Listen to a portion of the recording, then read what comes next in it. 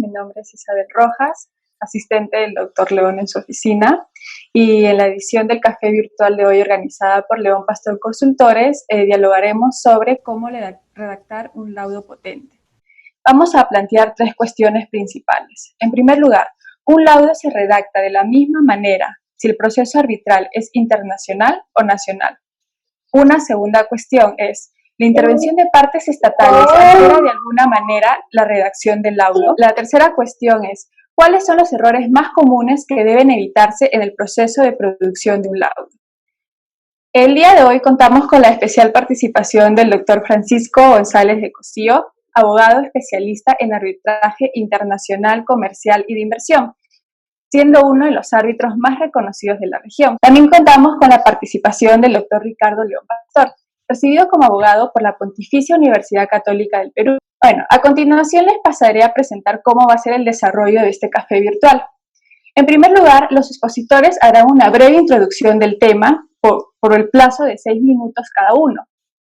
Luego pasaremos a hacer la resolución de las preguntas, igual tendrá un plazo de 6 minutos cada uno para resolverlas. Dicho esto, le doy el pase al doctor Francisco para que comience con la introducción, por favor. Isabel, muchas gracias, don Ricardo León Pastor, por invitarme, y gracias, amigos, por el gesto de estar el día de hoy con nosotros. Quiero que sepan que para mí es un halago especial que don Ricardo León haya pensado en mí para este desayuno, este café virtual. Recuerdo muy bien a don Ricardo León cuando nos conocimos, dio una plática sobre el tema justo que vamos a platicar, y él me introdujo a lo que ha sido para mí una senda de estudio y de reflexión interesantísimo con las obras de Manuel Atienza. Entonces, gracias a él, yo siento que tengo una deuda intelectual con él, y el que él me invite hoy es para mí una fuente de enorme halago. Me han pedido que platiquemos sobre laudo robusto, y robusto es una palabra que me gustó que la escogieran porque hay muchos motivos por los cuales un laudo puede ser robusto o un laudo puede ser débil, que voy a usarlo como contrario de robusto en el sentido buscado en este café virtual. Y me gustaría centrarme en lo que yo creo que es el tema más interesante y más complejo, que es la motivación del laudo. La motivación del laudo, hay varios temas interesantes a decir de ello, y el primero voy a empezar por el legal, y es que no es evidente, y de hecho es motivo de diferencia de opinión, que sea una causal de nulidad o no reconocimiento y ejecución de un laudo el que carezca de motivación o carezca de una buena motivación. En un momento abordo a qué me refiero por eso. El que no esté en una de las listas, de la lista de causales de la Convención de Nueva York, y por ende derechos locales, como es el Decreto Legislativo 1071, o el derecho mexicano de arbitraje, o el derecho estadounidense, o distintas partes del mundo tienen regímenes distintos que emulan, como ustedes saben muy bien, tanto las causales de la Convención de Nueva York como las causales de la Ley Moneda Central. Y si ustedes ven, no está la ausencia de motivación, obviamente una motivación defectuosa, como una causal de nulidad. Es, por ende, la falta de motivación causal de nulidad. Y hay jurisdicciones y pensadores distintos que se han manifestado en forma distinta. Recientemente leí este libro, que es el último dossier de la ICC sobre el razonamiento, se los recomiendo, se llama Explaining Why You Lost, y justamente aborda el tema de la motivación. Yo observo con gran interés algo que desde que elaboré este libro llevo defendiendo una idea sobre cómo motivar y cómo motivar bien. Distintas jurisdicciones han tomado la postura de que como la motivación es el corazón de un laudo, el que no conste en las causales no es óbice para que en base a las causales mismas se anule bajo la causal de proceso pactado no seguido. Es decir, si ustedes pactan que se va a seguir un proceso arbitral conforme, por ejemplo, a derecho arbitral peruano, y la motivación es un requisito del laudo, es una violación al proceso pactado el no contar con un laudo con una motivación o una motivación debida. Visión 1. Visión 2, la motivación escapa por completo. Aunque sea requisito del laudo, hay otros requisitos que no son causal y por ende es intención legislativa expresa el no contar o no permitir un análisis de motivación como causal de ejecución de nulidad. Esto es un tema abierto, depende de la jurisdicción, hay que ver qué postura se toma, y ante ello uno encuentra distintas tendencias. Se encuentra la tendencia, llamémosla respetuosa del laudo, que considera que cualquier motivación cumple el requisito, entonces no van a adentrarse ahí. Existe en otro extremo del horizonte la motivación, el análisis de la motivación, que aborda también esta obra, que lo que busca es analizar que exista motivación y que sea digna de ser llamada motivación. Y esa visión es un poquito más invasiva. Y esa depende del sabor, depende del grado de profundidad, se corre el riesgo de que se convierta en una apelación de facto. Y eso, por cierto, y estamos en un foro de intelectuales, creo que es válido decirlo, es una postura que encuentro lamentablemente que ocurre en Perú. En Perú sé de varios casos donde miembros del Poder Judicial, bajo el razonamiento de voy a analizar si existe motivación, revisitan la motivación y si no les gusta por cualquier motivo, anulan un laudo. El año pasado leí un laudo que fue anulado y además un laudo de una medida precautoria que el juez de la sede, un juez peruano, básicamente leyó y dijo, no me gusta, y yo me hubiera gustado que dijeran, y dijo una serie de cosas. Y como no está, anulo este laudo. Y cuando yo vi eso, lo consulté con algunos colegas en Perú y me encontré con que es algo que lamentablemente ocurre con cierta regularidad. Yo sometería a su consideración que el análisis del laudo vía, como se hace de esta manera, vía motivación, hace las veces una apelación de facto y sobre todo viola la finalidad del laudo. Por ende, debemos de criticarlo. ¿Quiere eso decir, y con esto sé que me queda 1 minuto y medio, quiere esto decir que un laudo robusto pueda carecer de motivación o pueda resistir por completo al análisis de un juez? Yo propondría que lo que puede en todo caso verificar es que exista motivación. Pero el ver el que exista, el análisis de existencia, no puede pasar al análisis de esencia, es decir, de rectitud. Simplemente ver que en el documento llamado laudo exista algo digno de ser llamado motivación, no porque es buena motivación, no porque es adecuada motivación, eso sería apelación, sino simplemente porque existe. Y eso es algo que podría ser entendible que se analice, pero que no puede nunca meterse en lo que llaman, y aquí empiezo a pagar mi deuda intelectual con don Ricardo León, lo que se llama la motivación interna de un acto jurídico. No puede nunca verse la motivación externa, pero la motivación interna puede analizarse y la respuesta que daría es que ni siquiera. Mientras exista motivación, aunque sea defectuosa, aunque no nos guste, no puede uno analizar el sentido del laudo, porque si no lo que haría uno es violar la finalidad del laudo. Como me quedan 30 segundos, diré una idea, una reflexión más. Y es, ¿qué hace que un laudo sea robusto, un laudo internacional? Yo propongo ante ustedes, veo mucho experto en este foro, que lo que debemos tener en cuenta un árbitro, que nuestros laudos circulan a jurisdicciones distintas, necesitamos tener en cuenta, además de las causales, cómo han sido interpretadas por el Poder Judicial local y debe uno encontrar un punto medio adecuado entre la concisión y la profundidad. ¿Qué es adecuado?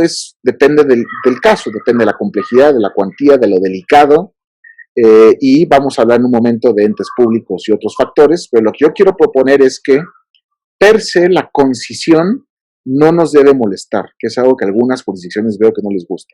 Cuando un laudo es muy conciso, sentimos que no le dedicó suficiente tiempo o no fue lo suficientemente exhaustivo el árbitro. Y yo lo que propondría es que sigamos el test que nos puso la Corte Internacional de Justicia en el laudo, en el laudo entre Honduras y Nicaragua. Le tocó a la Corte Internacional de Justicia analizar un laudo que dirimía una controversia entre Honduras y Nicaragua. Y hizo un test que a mí me fascina, porque lo que dice es la exhaustividad, la obesidad expositiva no es necesaria. Puede ser conciso siempre que sea ordenado y aborde todos los puntos clave. De tal manera que si vemos un laudo de 5 páginas, puede ser suficiente siempre y cuando sea ordenado y que permita que los temas más importantes que se trataron fueron resueltos en el mismo. Es la tesis que someto a su consideración sobre lo que debe ser un laudo robusto en el tema de motivación. Ok, doctor Francisco, muchas gracias. Ahora le doy el pase al doctor Ricardo. Muchas gracias. Me encantó esa metáfora, mi querido Francisco, en que robustez no es obesidad, ¿no? Además, la obesidad es ahora causa de comorbilidad, así que hay que tener mucho cuidado. Voy a seguirte en algunos aspectos y voy a discrepar en otros amigablemente, como suele ser en la academia. Voy a seguirte en el aspecto de que sí, yo considero, como tú, que el aspecto más importante de un laudo robusto, un laudo potente, un laudo que yo suelo llamar sólido, es que esté debidamente o que esté motivado, porque el debidamente ya empezamos con los problemas, ¿no? Y que la motivación entonces es una garantía importante que a mí me parece tiene doble raigambre, y voy a hablar del arbitraje local, que es el que conozco más.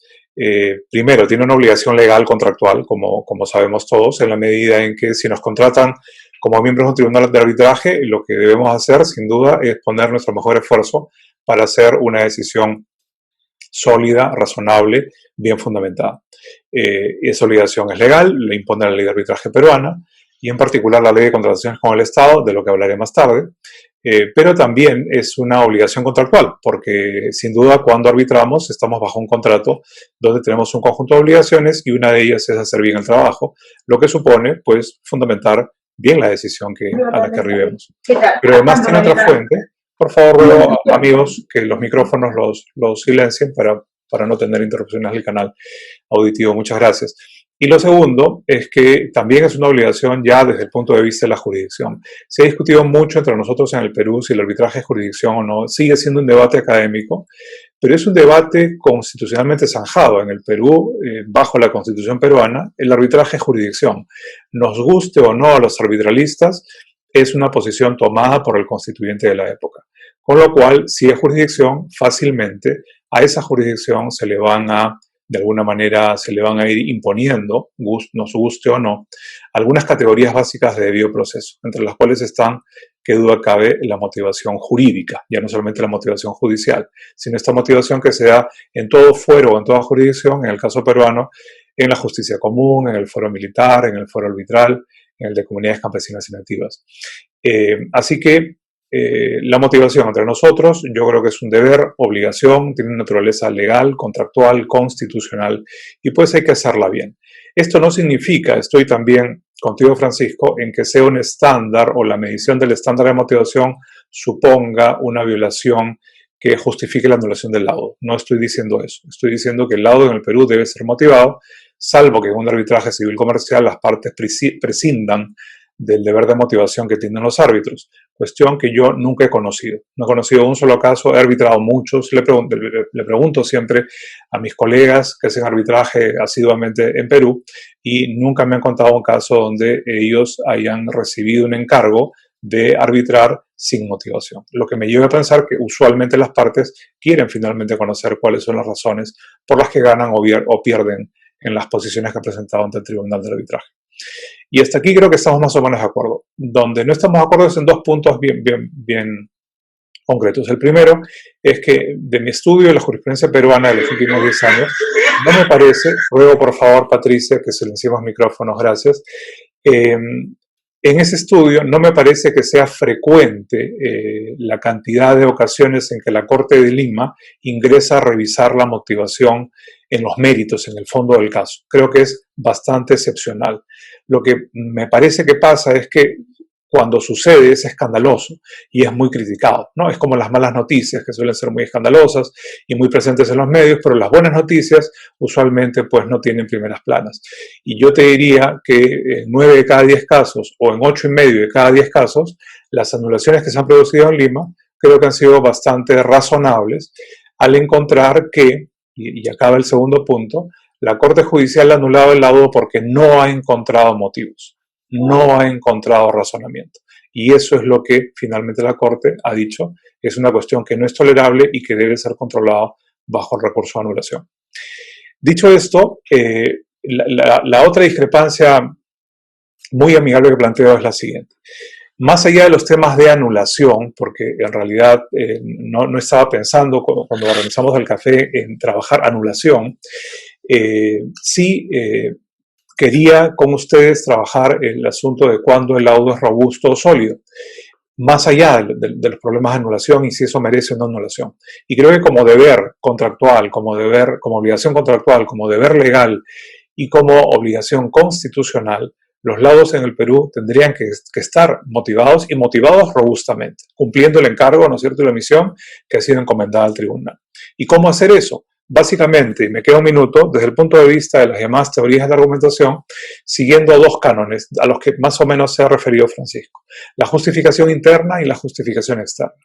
¿Qué supone la justificación externa? Supone la deducción lógica, tomando como premisa normativa la regla que gobierna el caso, comparándola o haciendo un análisis respecto al hecho establecido y decidiendo el tribunal si ese hecho establecido y probado forma parte del supuesto hecho de la regla de derecho que aplica el caso, entonces, deductivamente, lógico-jurídicamente, esa decisión pues se cae de madura, ¿sí?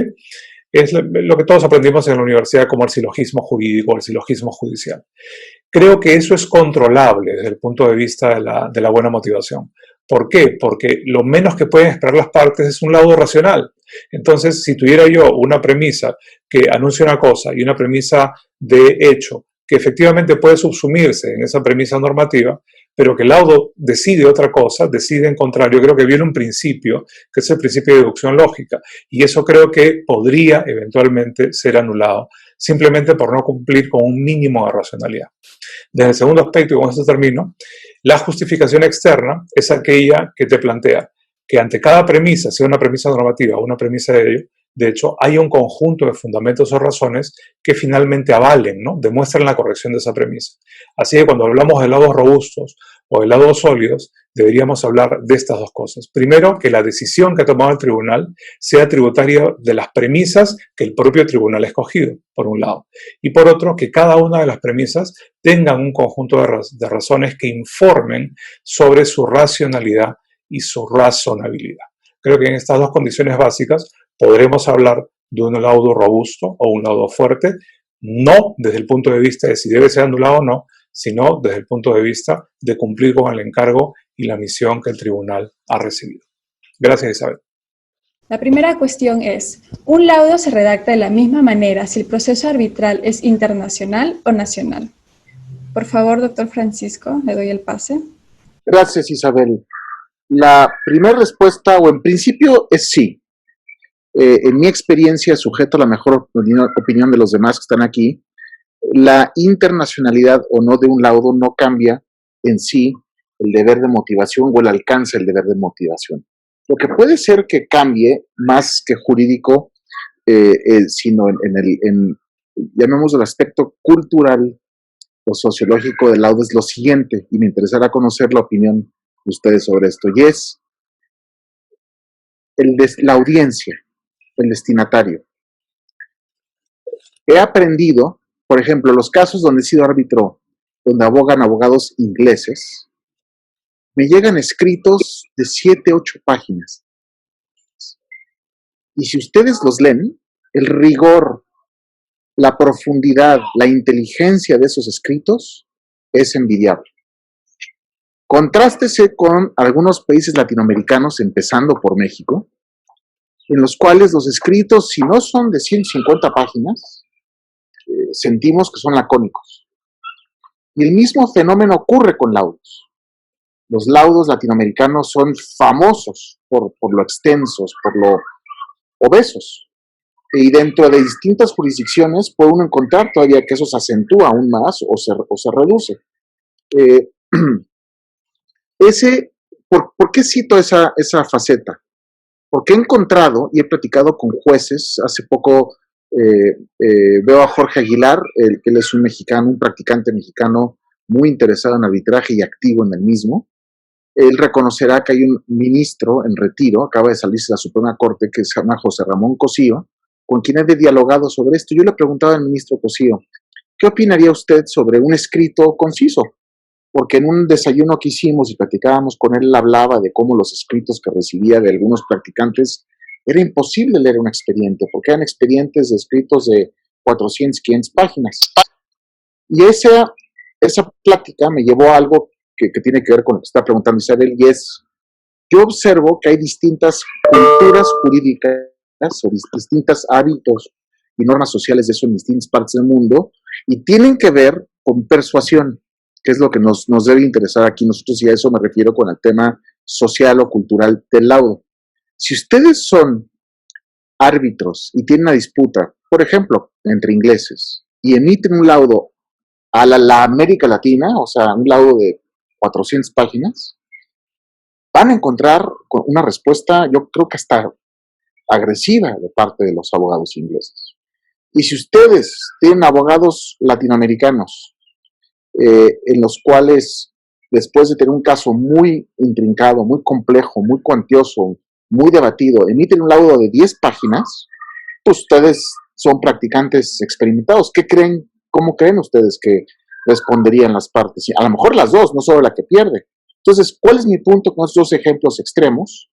Que cuando uno es un árbitro internacional, debe uno tomar en cuenta el pulso de la jurisdicción de probable ejecución y por ende el termómetro social de cómo lo van a ver los jueces de esa jurisdicción y lo que esperan las partes del árbitro para que esté uno seguro que el laudo que emita sea robusto, no solo en esencia, sino en apariencia, en el paladar intelectual de cada una de las partes.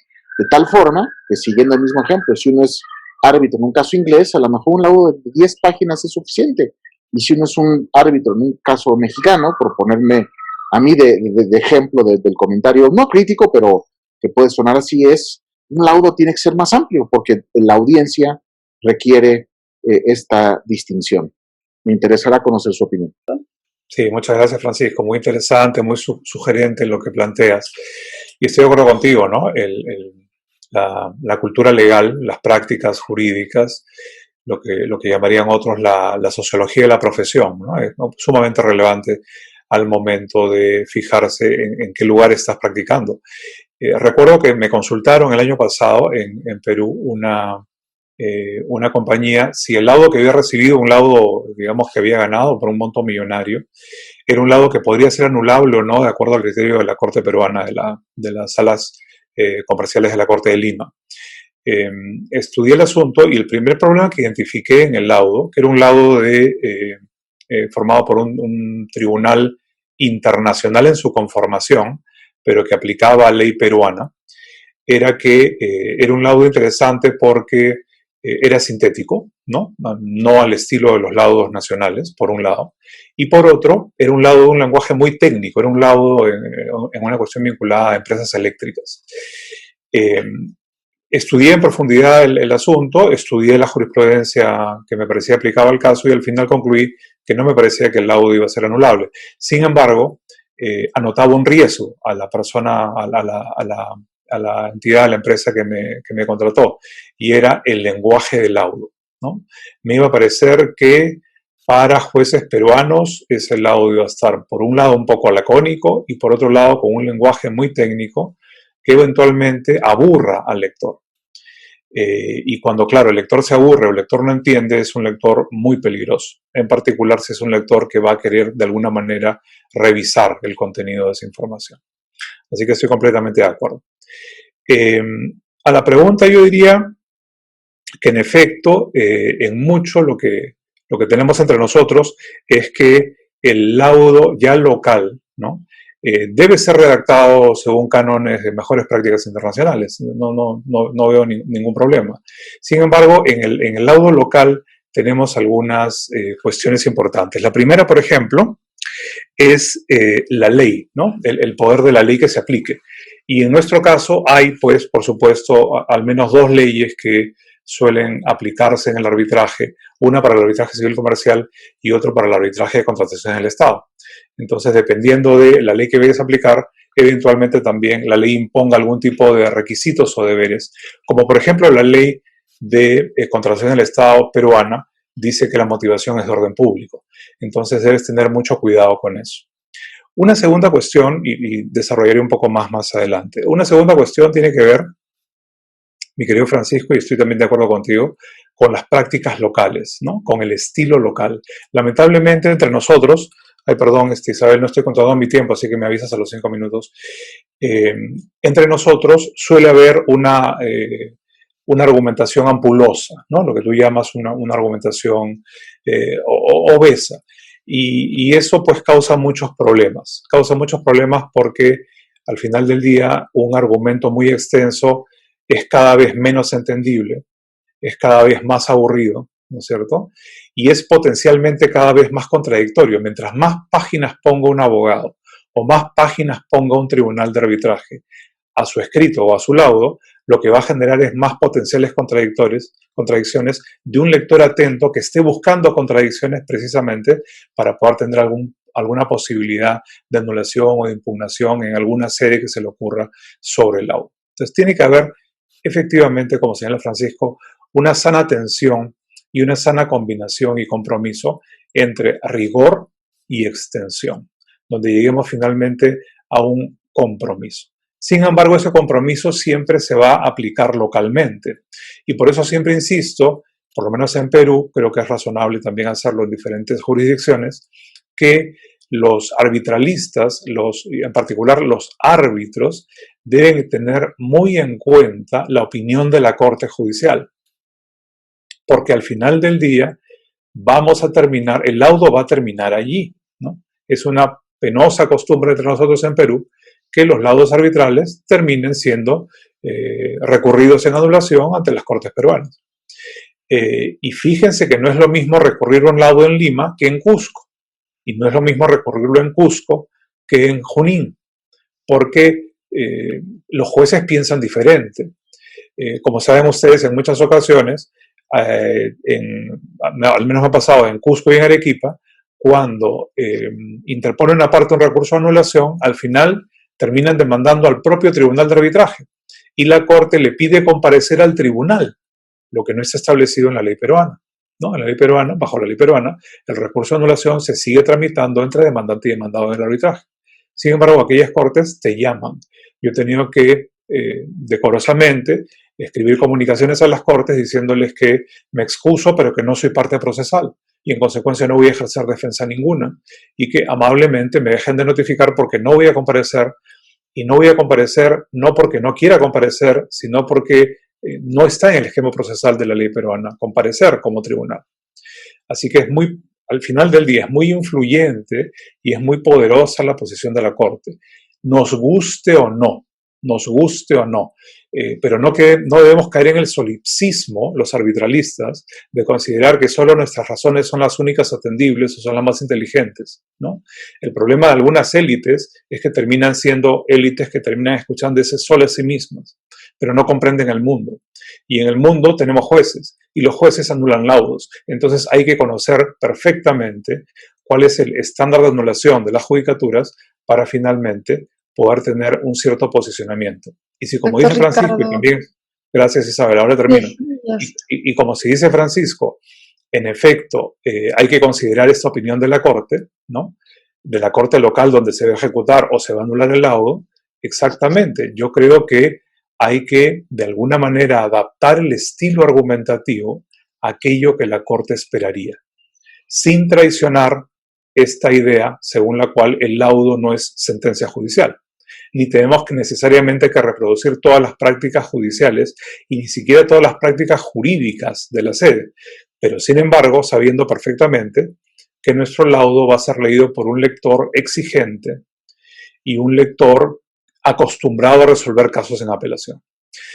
Con eso en mente, creo que hay que hacer una estrategia de redacción del laudo que sea bien justificada internamente, que sea bien justificada externamente, que no sea ampulosa y que sea fácil de leer para un juez. Gracias, Isabel. Nos pasamos con la segunda cuestión, la cual es: ¿la intervención de partes estatales altera de alguna manera la redacción del laudo? Doctor Francisco, tiene 6 minutos, por favor. Gracias, Isabel. Y por cierto, si en algún momento se puede, he tomado notas sobre varias cosas que don Ricardo León ha dicho que en algún momento me gustaría comentar porque han sido muy interesantes y dignas de eco. ¿Qué hacer o qué tomar en cuenta cuando uno tiene a partes estatales? En principio, el laudo es el mismo. Son partes de un proceso arbitral que las reglas se aplican en principio por igual. Lo que yo he aprendido que vale la pena tomar en cuenta en un foro de expertos como este es que las partes estatales tienen algunas peculiaridades que no viven las partes privadas, que debe ser tomado en cuenta en un laudo robusto. Primero, un abogado del Estado es menos, o puede ser, o suele ser, menos estratégico que un abogado privado. ¿Y a qué me refiero con eso? Un abogado privado, cuando ustedes representan un interés privado, ustedes pueden voltear y hablar con un tomador de decisión y decirle, mira, mi teoría del caso es esta. Yo veo estas ventajas o estas fortalezas de tu caso, estas debilidades, entonces yo te diseño esta estrategia para que navegue de esta manera y mejore tus posibilidades de éxito. Y al hacerlo, probablemente hay argumentos que uno prefiere no abordar y otros que prefiere uno enfatizar. Eso es estrategia. Cuando uno habla con un abogado del Estado, el abogado del Estado suele estar revisado, monitoreado por órganos y capas distintas de Contraloría, no sé si se llama o se traduce igual en Perú que en México, pero he observado que en varios países hay órganos detrás de quienes están operativamente llevando los casos y viviendo los problemas, que supervisan que los mejores intereses del Estado sean seguidos en cada caso. Y lo que está detrás de eso son muchas cosas. Una de ellas es corrupción, otra es calidad, otra es, en fin, y eso, el resultado que tiene es que el abogado de Estado puede ser menos estratégico. Puede ser menos estratégico porque esta posibilidad, este ejercicio que uno hace con un tomador de decisión privado, que le explica pros y contras de una estrategia que significa no tocar ciertos argumentos, no suele quedar bien registrado o en forma idéntica a los ojos de varios tomadores de decisión. Entonces puede ser que detrás del abogado estatal que está uno representando o él mismo, hay en algún momento, meses después, años después, una revisión por parte de auditoría o de Contraloría y que le digan, ¿por qué no? Yo veo que usaste 7 argumentos, pero yo detecto 11 argumentos. ¿Qué pasó con esos 4? Y está en una situación muy difícil el abogado interno o el abogado que lleva un caso de administración pública en decirle a su Contraloría, fíjate que escogí no usar esos 4 argumentos porque mi estrategia del caso no lo justificaba o mi abogado me hacía ver que convenía seguir otros pasos. Eso no suele funcionar. La preocupación principal de un abogado del Estado es agotar todos los argumentos posibles, todos los recursos posibles, para que nunca nadie pueda voltear y a él entablarle responsabilidad administrativa. Entonces, ¿por qué esto tiene que ver con un árbitro y con un caso de un laudo y preocupándonos de un laudo robusto? Porque uno debe tener cuidado en cómo. Estrategia significa que hay motivos por los cuales una parte dijo o no dijo ciertas cosas. Un abogado de Estado tiene que decir todo, y a veces todo es mucho, a veces es demasiado. Tiene uno que entender que esa es la psicología y la postura de un abogado de Estado. Segundo, el cómo se dice, y esto es importante. El año pasado tuve un caso en que sí diferí en forma muy enfática de 2 coárbitros. De los 3 éramos unánimes en qué había que resolver, pero el cómo lo estaban diciendo el presidente fue algo que sí fui yo muy enfático en decirle, cuidado lo que está usted diciendo. Lo que usted está diciendo suena a un manazo, ante el abogado del ente público, y él, piense usted, señor presidente, que no está en su misma circunstancia, suya o de mi coárbitro o mía o del abogado de la parte contraria, que un ente privado. Él tiene que hacer lo que está haciendo. Entonces, si usted dice si el laudo sale como viene, el resultado va a ser que él le pueden entablar responsabilidad administrativa. Y lo que yo entendía de lo que estaba pasando en ese expediente es que él tenía que hacer lo que él tenía que hacer. No tenía razón y le estábamos no dando la razón, pero había que tener cuidado cómo se decía. Cuando mi coárbitro no simpatizó con la preocupación que yo tenía y entonces mis 2 coárbitros dijeron se queda así, les dije entiendo, pero yo sí voy a emitir un voto disidente sobre este aspecto porque yo no quiero que vayan a lastimar a esta persona, porque la iban a generar responsabilidad administrativa. Y cuando vio el presidente que iba a haber un voto disidente por el cómo, no el qué, fue cuando me hizo más caso y entonces logré que lo que iba a ser una arruga, iba a generar un problema, que además, por cierto, esto iba a ser un problema que podía evitarse. Y debemos pensar, y creo que me queda un minuto más, usted me corregirá, doña Isabel, debe uno pensar que además esto no le conviene siquiera al ente privado, y no es que esté uno siendo parcial, sino que está uno diseñando laudos robustos, laudos que puedan ejecutarse de la forma más fácil posible. De poco le sirve la parte que gana, en este caso el ente privado, si por falta de cuidado, por falta de tacto de los árbitros, se le da un laudo que le da la razón, pero lo hace tan abrasivo que no tiene más opción que el abogado del ente público que pedir todos los recursos posibles, atacar el laudo, reduciendo la posibilidad de que se cumpla espontáneamente. ¿Por qué? Porque él lo va a ver como un tema de su pellejo, si me permiten decirlo así. Si no lo pelea, él va a quedar mal. Me interesará conocer su opinión. Y doctor, muchas gracias. Doctor Ricardo. Muy bien, gracias. Corren mis minutos. Muchas gracias. De nuevo, estoy bastante de acuerdo con Francisco en lo que señala. Diría que en el ámbito nacional deberíamos atender dos cuestiones centrales, ¿no? Primero, que el grado de influencia de la ley peruana y las costumbres locales, ¿no? Desde el punto de vista de la ley peruana, como todos sabemos localmente en Perú, en efecto, la ley de coordinación del Estado lamentablemente ha tenido muchas modificaciones en los últimos años y ya ha planteado, ¿no?, el Poder Ejecutivo nuevamente presentar un proyecto para modificar otra vez más la ley de contratación del Estado, lo que nos va a generar al final del día que en promedio tengamos pues más o menos una ley por cada año o año y medio de vigencia en los últimos probablemente 8 años, ¿no? Y eso es terrible porque no le da ninguna estabilización al marco legal, y ese marco legal que es plenamente cambiante, que es casi líquido, lo que genera es una serie de problemas en la ejecución del marco legal, ¿no? Mientras que las partes estatales compradoras no saben muy bien qué ley aplica en el tiempo, se producen una serie de controversias que precisamente podrían evitarse si la ley fuera mucho más estable. Tampoco hay oportunidad para que los compradores estatales aprendan bien, ¿no?, cuál es la dinámica de la compra y cuál es su regulación en todos los detalles. Pero bueno, sucede, es parte de la realidad y simplemente la nota. Sin embargo, la ley, como decía hace un momento, tiene en el Perú una cláusula que es la de motivación como orden público.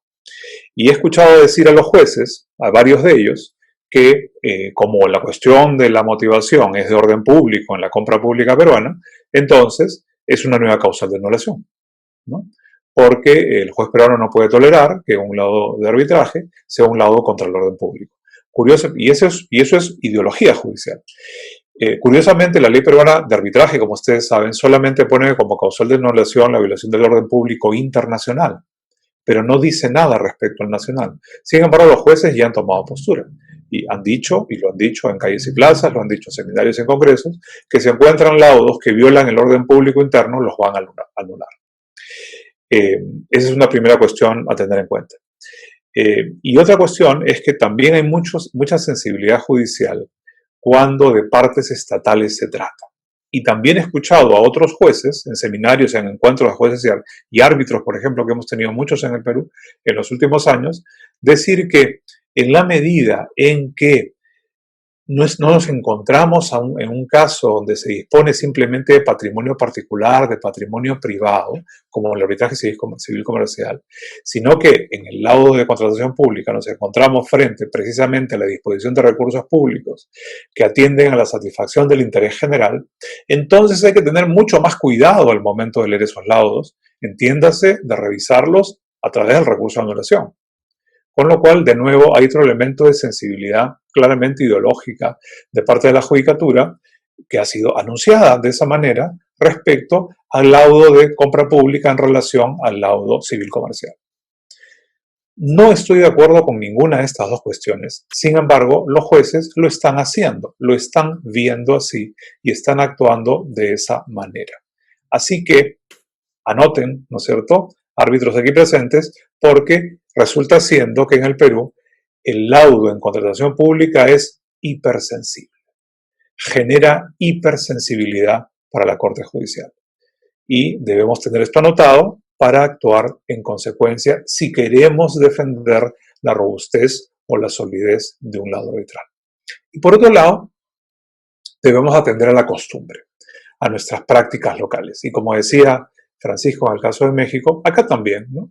Perú es como México y como otros países de la región, somos países hermanos, compartimos buena parte de nuestra historia y aquí nos gusta hablar mucho, escribir mucho, hacer expedientes muy gordos, ¿no?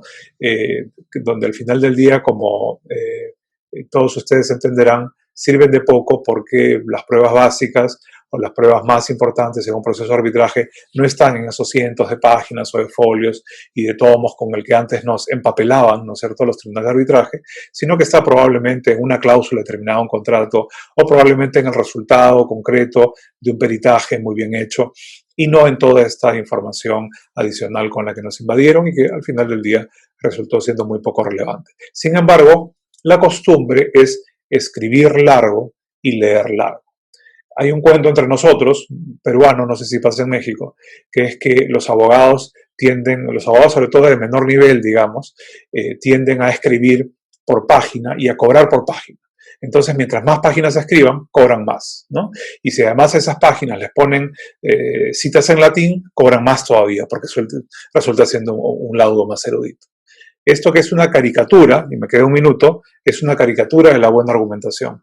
Ningún autor en su sano juicio ha dicho que escribir bien es escribir largo, y tampoco que escribir en lengua extranjera o en una lengua muerta hace tu argumento más sólido.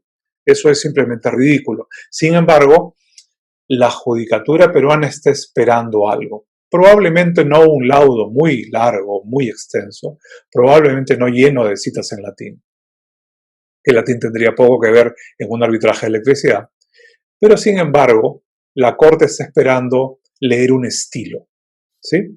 Y en ese estilo creo que la Corte va a tratar de identificar, al menos de una manera probablemente no muy científica o no muy académica, pero sí de una manera muy intuitiva, la Corte va a buscar lo siguiente, y lo va a buscar sobre todo en el lado donde ha participado parte estatal por la hipersensibilidad que ha notado.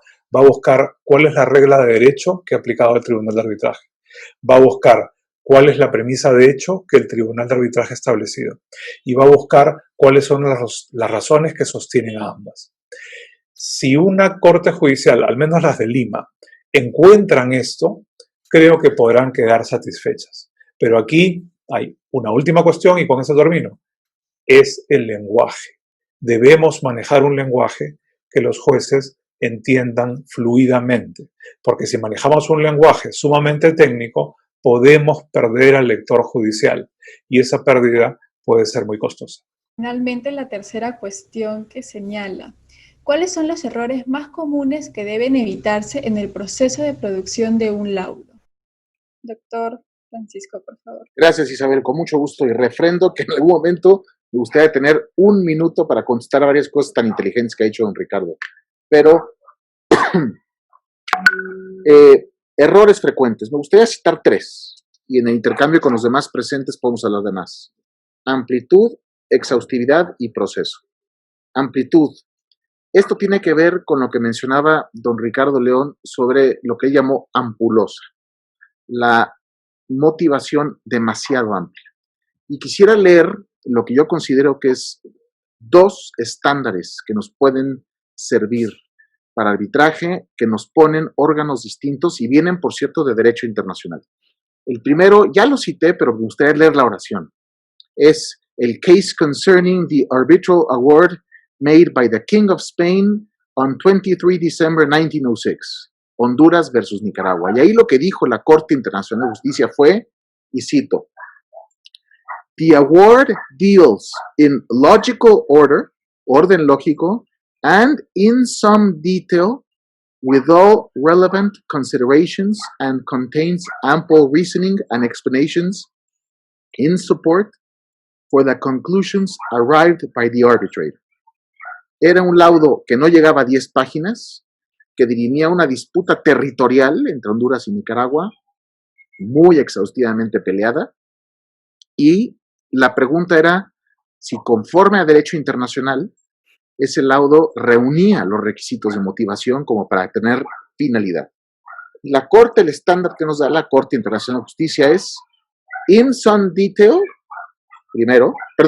in logical order, with some detail the relevant considerations, y explanation in support for the conclusions.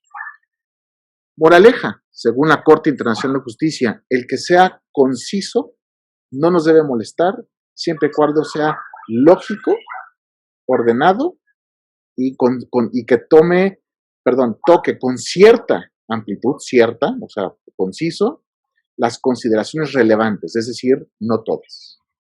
Segunda fuente que me gustaría someter a su consideración es Mine contra Guinea. Este es un caso de inversión y si alguien me dice que no es comparable, tendría que admitir que tiene mucha razón, pero me gusta citarlo porque el convenio CIADI establece que un motivo para negar validez a un laudo CIADI es que no contenga razones. Entonces, ese requisito que ha puesto para solicitudes de nulidad en el sistema CIADI ha dado lugar a una enorme cantidad de jurisprudencia sobre qué son razones válidas.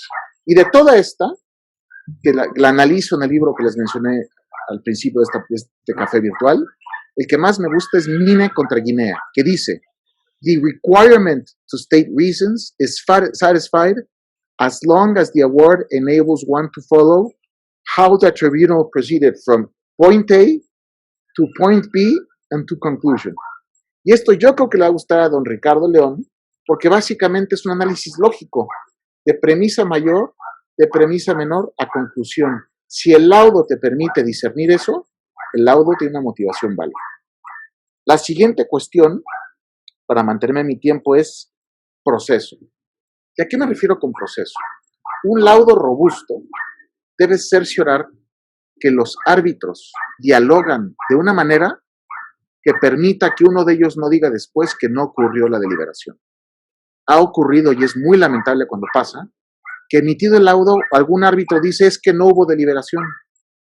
Y alguien contesta, sí hubo deliberación en los correos electrónicos. Y entonces esto ha dado lugar a diálogo o preguntas sobre qué es deliberar. Puede haber una deliberación no diálogo, es decir, por intercambio de memoranda, y someto a su consideración que sí. ¿Qué pasa si se circula un laudo? Y esto no se los deseo, y ya me pasó a mí en un caso, que un día recibí, acabando la fase escrita, recibí un laudo de mis coárbitros, nunca habíamos cruzado una palabra del caso, y decían, pues aquí está el laudo, ¿qué opinas? ¿Estás de acuerdo y firmas o emites tu voto disidente? Yo creo que esto es irresponsable. Yo creo que debe por lo menos haber una sesión donde se hable de alguna manera entre los árbitros, porque deliberar es el proceso conforme al cual se crea una voluntad del órgano colegiado llamado tribunal arbitral. Y puede pasar de muchas maneras, puede ser un intercambio de memoranda, puede ser una llamada telefónica, puede ser una junta virtual, puede ser que se circule un laudo siempre y cuando esté abierto a ser considerado por todos, y no que pase como el caso que les estoy mencionando, que recibe un árbitro un laudo que deliberaron dos árbitros y que simplemente le preguntaron si se iba a sumarse o emitir su voto disidente. Esto ya hubo un caso, y seguramente han escuchado del caso Pumas en España, donde se anuló un laudo y forzaron al tribunal a devolver sus honorarios, que habían sido además muy cuantiosos, a las partes, y fue porque se decía que no hubo una deliberación. Entonces, lo que yo someto a su consideración es que el presidente del tribunal, y es responsabilidad del presidente, es una responsabilidad que a veces, si la relación buena no es entre el presidente y uno de los coárbitros, sino que hay otro que puede no ser el presidente, que tiene buena relación, puede ser que gracias a él se logre, pero que exista una deliberación, que exista un intercambio conforme al cual del método no importa, pero que se permita que todos consideren la visión de los otros, la perspectiva de los otros árbitros, al formar su opinión. Y lo que se aleje de eso empezará a ser patológico y puede, en casos extremos, ser totalmente patológico. Me interesará conocer su opinión. Gracias, doctor Francisco. Doctor Ricardo, tiene 6 minutos para la Muy bien, última cuestión. Gracias, Marco, mis 5 minutos para quedarme siempre con un tiempito extra. Siempre muy interesantes los comentarios inteligentes de Francisco. Yo diría que conociendo laudos locales, que he leído mucho porque investigué con cierta profundidad las anulaciones del laudo en Perú en los últimos 10 años. Y entonces he tenido que, en los casos donde la Corte de Lima se animaba a anular, he tenido que leer los laudos. Entonces, esa lectura me ha llevado a una lectura de más de 1000 laudos, con lo cual tengo algún conocimiento de esto. Me parece que en general, y es una pena decirlo en el Perú, pero en general, salvo excepciones, los laudos en el Perú, recuerden por favor que en el Perú se arbitra muchísimo en compra pública. Actualmente se arbitra mucho más en compra pública que en arbitraje civil comercial.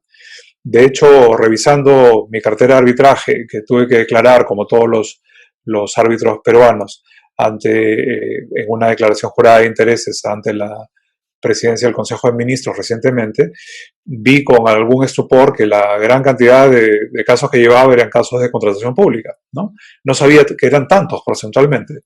Entonces a lo que voy es que si se arbitra mucho más en compra pública que en el civil comercial, entonces tú tienes muchos más laudos en compra pública que en civil comercial.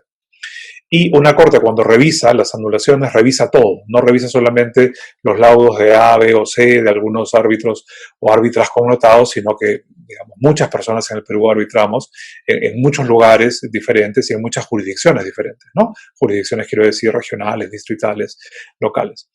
Con lo cual, a lo que voy es a que de estos, digamos, 1000 laudos que se puede poder revisar, tú encuentras que, una pena decirlo, la gran mayoría de ellos tienen 3 características. La gran mayoría. Son profusos en el uso del lenguaje, son desordenados y son incompletos, ¿no? Que son 3 defectos gravísimos. Son profusos porque se habla y se escriben párrafos extensos y ampulosos y se repiten párrafos más adelante, etc. Entonces pierdes al lector, no generas ningún interés en el lector. ¿Por qué? Porque el laudo está mal escrito, sin ningún gusto, sin buena pluma, sin capacidad sintética, sin dirección. Son laudos sin dirección clara. ¿Esto qué refleja?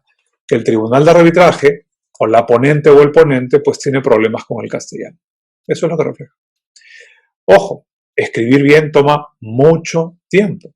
En cualquier lengua, como no me podrá dejar mentir Francisco, ¿no? Yo pensé que escribía bien cuando salí de la universidad, y cuando mis editores en mis primeros artículos académicos empezaron a revisarme las pruebas de edición, me devolvían los artículos con una serie de correcciones.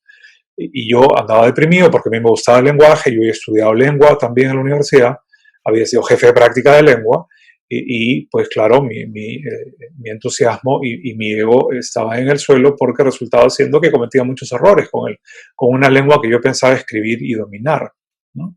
Y a lo largo de los años los editores te enseñan que todavía tienes que seguir aprendiendo y que cometes muchos errores. Escribir bien cuesta mucho tiempo, cuesta mucho esfuerzo, cuesta mucha buena lectura. Lamentablemente, aparentemente en el Perú, muchos tribunales de arbitraje pues no tienen a esos buenos lectores y a esos buenos o buenas escritoras. ¿Cómo corregirlo? Pues curándote de una cuestión fundamental, que es una mala práctica en el Perú, que es andarte pidiendo las copias en archivos electrónicos o digitales de las demandas y las contestaciones, ¿no? De las actuaciones de la fase escrita. ¿Para qué? Para cortar y pegar eso en el futuro laudo. Pésimo, pésimo. Esa práctica debe ser desterrada, porque eso genera muchísima redundancia. Primera cuestión, laudos no profusos. Laudos, en el sentido que enunciaba Francisco al principio de esta reunión, de este café, laudos más bien potencialmente más sintéticos. Yo creo que la vacuna frente a este COVID de la profusión y de la ampulosidad va a ser tratar de ser nosotros un poquito más concisos. Segundo, desordenados, ¿no? Cuentan una parte del caso al principio, más adelante cuentan otra parte del caso, pero que cronológicamente es anterior a la que ya habían contado. Y más adelante dan una serie de detalles que debieron referirse en la primera página del laudo. Laudos con un enorme desorden, sin estructura lógica y sin línea de tiempo. Vacuna frente a este error, frente a esta enfermedad, tribunal arbitral sigue una línea de tiempo. Anuncia la línea de tiempo del decurso contractual en la primera parte del laudo, en lo que conocemos como antecedentes entre nosotros, ¿sí? Si tú cuentas bien el decurso contractual en los antecedentes, todo lo demás va a fluir de manera mucho más lógica y mucho más ordenada. Y si tienes, por ejemplo, una discrepancia, porque en los antecedentes la parte demandante anuncia que sucedió el hecho A y la parte demandada frente a ese hecho dice que no fue A sino Z, entonces dale el micrófono, eso lo llamo el método karaoke, haz cantar a las partes, dile al demandante qué cosa quiere cantar y dile al demandado qué cosa quiere cantar y dilo así en el audio. Ya te reservas luego en tu razonamiento de fondo lo que dirá el tribunal de arbitraje. Así eres honesto, salvas responsabilidad, no te juegas por ninguna de las partes, pero cuentas precisamente dónde está la controversia. Y 3, y con eso termino, incompletos. Hay datos relevantes que yo he tratado de obtener en la lectura de los laudos precisamente para poder sintetizarlos y analizar si la Corte llevaba razón o no al momento de anularlos, que no he encontrado. Y si son datos que no he encontrado, aquí pasa algo. O yo soy un muy mal lector, que no encuentro cosas en el texto, o el texto no tiene esos datos. Y me parece que era un poco más lo segundo que lo primero. Con lo cual, por eso es tan importante reflejar en antecedentes una línea de tiempo acabada, que dé todos los datos relevantes. ¿Por qué? Porque el laudo debe ser comprendido por un lector externo. Ojo, y si ese lector externo es judicial y no encuentra esa información, el tribunal se pone en peligro. Gracias, Isabel. Doctor, muchas gracias a los dos. Y podrían dar una breve reflexión de máximo 3 minutos ya para concluir el cierre con sus exposiciones. Con mucho gusto, 3 minutos. Me permite abordar los temas que no fui tejiendo de los que escuché de don Ricardo León. Primero, quiero comenzar por aceptar la corrección muy merecida que me hace don Ricardo León respecto de los casos de nulidades en Perú por motivación. Me puede estar pasando lo que usted alerta, don Ricardo, sobre los solipsismos. Yo participé hace un año, o se emitió un laudo hace un año, y en el cual yo fui presidente del tribunal, yo redacté el laudo y el laudo principal fue respetado y se ejecutó, pero hubo un laudo de una medida precautoria, yo sé que es extraño, pero hay un motivo detrás de eso, que ese laudo de medida precautoria acabó en tribunales y en tribunales se anuló.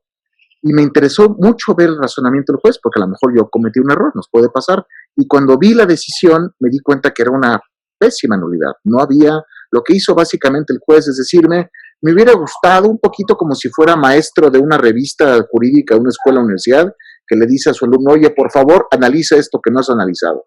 Esa no es la labor de un juez. Yo me quedé con esa idea y al platicar con 2 colegas peruanos les platiqué y me dijeron que eso pasaba, pero no me consta que eso pase, por ende, acepto la corrección de mi amigo Ricardo León. Segundo, y con esto concluyo, ¿por qué es tan difícil y por qué es tan contradictoria la cuestión de la motivación? La motivación propondría que es un acto intelectual. Depende del intelecto, va uno a recibir, es un fruto de un intelecto. Y hay intelectos elevados y va a recibir grandes laudos, Mozart jurídicos, y hay intelectos no tan elevados que va a recibir unos laudos pues no tan buenos. Y eso, la diversidad de nivel intelectual, aunado a la preferencia, y este es un gusto, la preferencia de las partes de cómo motivar, de cómo expresarse, tiene como resultado que la motivación sea algo totalmente variado, que haya quien en pocas palabras diga mucho, en muchas palabras diga poco, que sea poco agudo en sus observaciones. Hay gente que es un gran intelectual, pero que no sabe expresar.